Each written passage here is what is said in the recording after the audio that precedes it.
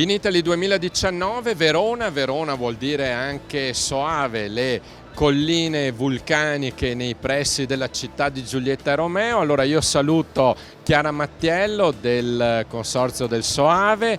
Allora Chiara, oggi qui a Vinitaly parliamo di un riconoscimento prestigioso. Esatto, a novembre 2018 le colline vitate del Soave e le sue vigne tradizionali sono state riconosciute come patrimonio agricolo di rilevanza mondiale da parte della FAO. Sono solo 57 siti in tutto il mondo riconosciuti come un esempio per l'agricoltura dell'umanità e noi abbiamo ricevuto questo riconoscimento grazie al nostro sistema di cooperazione, ai muretti a secco, alla pergola, alla viticoltura tradizionale e alla bellezza del nostro paesaggio. Quando un visitatore si reca nelle cantine del Soave, quindi va prima di tutto a vedere e a toccare con mano anche la salvaguardia in cui è stato tenuto un territorio. Esatto, la FAO ha detto proprio nel comunicato stampa di assegnazione del riconoscimento che siamo uno dei sistemi agricoli meglio conservati al mondo e quindi proprio la bellezza, la capacità da più di 200 anni di essere riusciti a preservare il territorio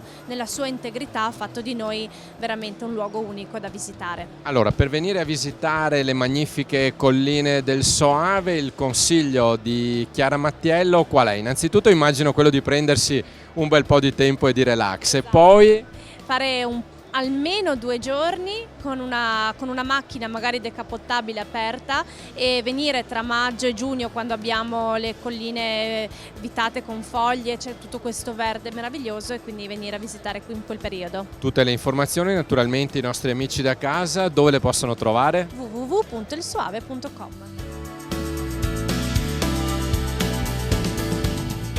È tempo di vini vulcanici, ne abbiamo parlato, ne abbiamo accennato con Chiara Mattiello e ci ha raggiunti qui il presidente del Consorzio del Soave, Sandro Gini. Benvenuto Presidente. Allora, il Soave come lo identifichiamo? In che territorio andiamo ad identificare il Consorzio del Soave?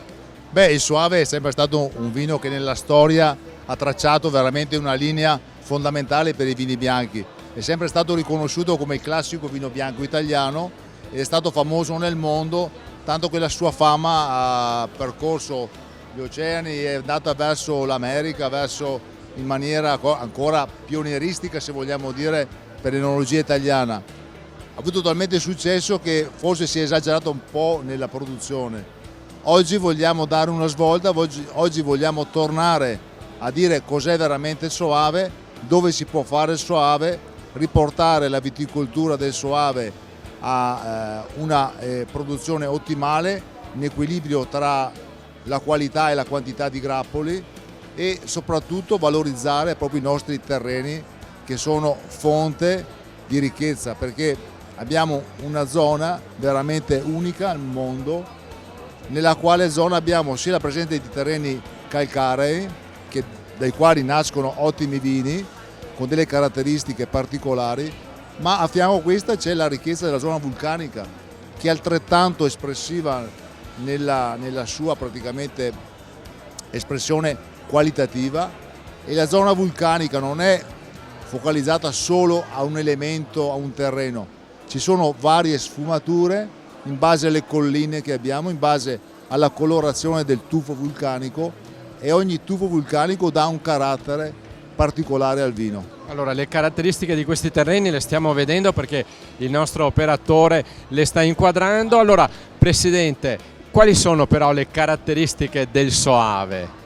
Beh, le caratteristiche del Soave, intanto la prima caratteristica fondamentale è che è un grande vino bianco che si può bere a tavola, come aperitivo, a tavola, ha un abbinamento con la cucina che è fantastico.